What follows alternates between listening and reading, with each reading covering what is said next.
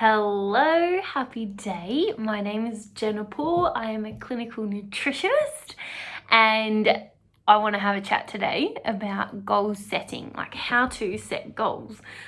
This is something that's always felt really misaligned for me, particularly when doing what's called SMART goals.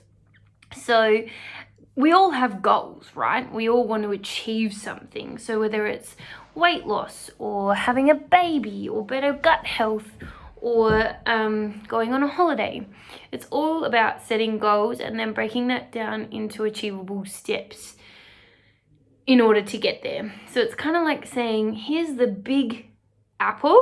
How can we break it down into bite-sized pieces to make it achievable?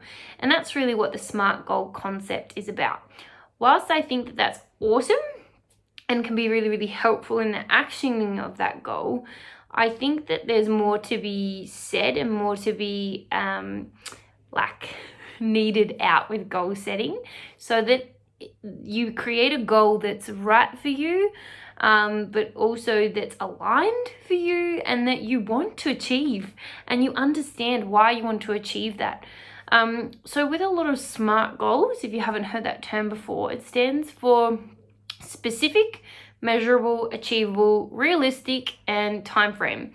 So it's really about making a goal that's realistically able to be achieved. So this is awesome. Like if you weigh 50 kilos and you want to lose 40 kilos, that's not realistic. So that would not be a SMART goal. Same if you weigh 100 kilos and you want to lose 40 kilos in 2 days, that's also not very realistic.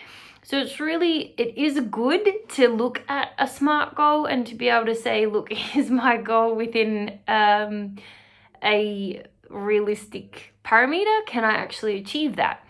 The other side of it though is really breaking down, what is your goal? Like, why do you want that goal? And this isn't about like the big dream goal in terms of like having your why, which is about mission and purpose and whatnot in your life, which I always struggled with personally because I was like, I don't know my why. I'm 15. I don't know why I want to do that. I just want to do it. But really being able to break down the intentions and habits and behaviors behind your goal and why you're wanting to achieve it helps you to get there quicker and also maintain that goal. So when we're looking at a goal, and let's just run with the weight loss goal, for example, what you want to do is you want to look at, like, say for example, your goal is you want to lose 40 kilos.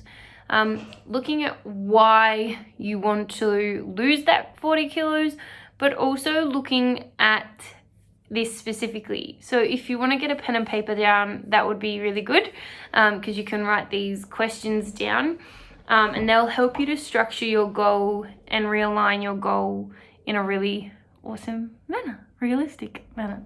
So the first question you want to ask yourself is, like, you name your goal and then under that, ask yourself the question, how will I feel when I achieve this goal? Okay, so this is really important in setting up your nervous system to be able to hold that goal. So for example, if you're never been 40 kilos lighter before, you don't know what that feels like. So you're going to have to research that. You're going to have to ask around. You're going to have to contemplate, like, what does that feel like? Does it feel like freedom? Does it feel like confidence? Does it feel lighter? Does it feel spacious? How does that feel? Does it feel more flexible? Does it feel more capable? And so really the goal is not to lose 40 kilos. The goal is to feel these feelings. And you can feel those feelings now. You know, it doesn't take long to be able to train your nervous system and your brain to be able to feel those feelings. So ultimately the goal is the superficial goal, the surface level goal, and then underneath that you have the feelings behind the goal that are actually going to drive you. So if you know that it's not going to take long to feel spacious and capable and strong and fit, and that you can feel that in any given moment, you're going to be able to stick to the plan of getting to that 40 kg weight loss a lot easier than if you keep tracking, if you're just looking at the kilos going down on the scale. That can be really demotivating, particularly because weight loss goal, particularly a large one like that, is not always linear. So it doesn't always go down. Often with a lot of my clients, it'll go down and then up and then down and then up, and it over the course of X period of time is when you see this line going down. But along the way, it's a bit raggedy. Completely normal. So what we're looking at is, what feeling are you chasing? Yeah, that is behind every single goal. You're chasing a feeling. So write down what that is.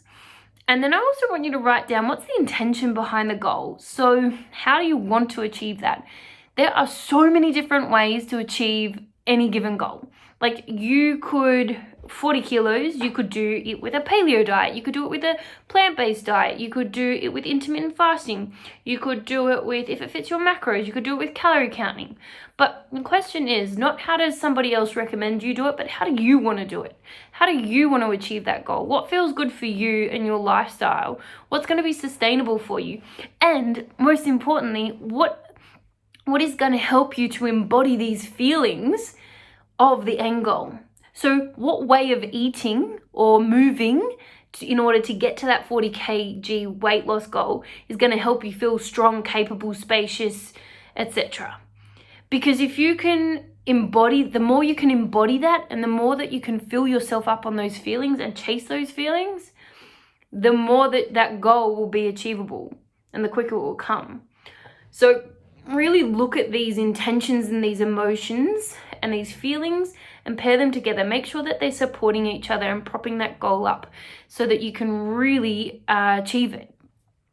And the important thing to know too is that with those feelings behind the goal, you've achieved the goal as soon as you felt the feeling. Like, you don't have to wait until you're 40 kilos to feel the feeling of strong and capable and spacious, you know? So remember that too, and congratulate yourself on getting there. The next step after that is every day I want you to write down your goal. Okay, and this is purely because often we forget. It's natural. I love, my sister once was like, Jen, I'm gonna go gluten-free. I was like, awesome. And so a week later I was like, oh, how's it going? And she goes, oh shit, I forgot. You know, day 3, I was halfway through my sandwich and I forgot I was meant to be being gluten-free.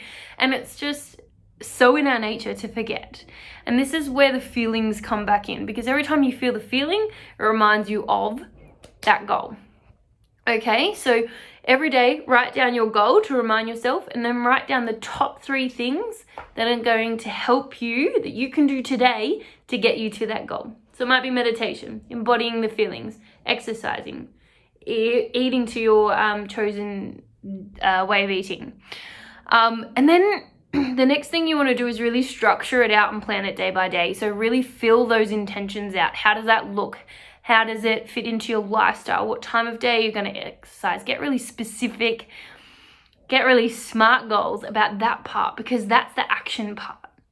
So SMART goals are really good for that action part, but this work that we're doing today is really about understanding all of the behind the scenes of a goal, the emotions, the intentions, the feelings, the why behind your goal. So that's really, really important to know as well. And then you just got to do the work, and that's it. This is where I would also say setting an alarm at least 4 to 5 times a day to remind you to embody the feelings of your goal can be really, really helpful. So if you, like, for example, when I was I had a goal earlier in the year, I set 5 different alarms, and each one had a different affirmation. So one was able and strong. The next one might have been spacious. I can't remember what it is. Gratitude. So that every time that alarm went off on my phone, I looked at it and I was reminded of my goal, but more importantly, I started to embody the feelings of my goal. And what that does is it fast tracks it, because you get to 20 kg weight loss and you're like, I feel strong, capable, spacious, but you don't feel like quitting because you're already there. Your body's just got to catch up. So comment below with your goal, like let me know what you're working to achieve and what you loved most about today's video. I'm really, really keen to hear. Okay, happy day.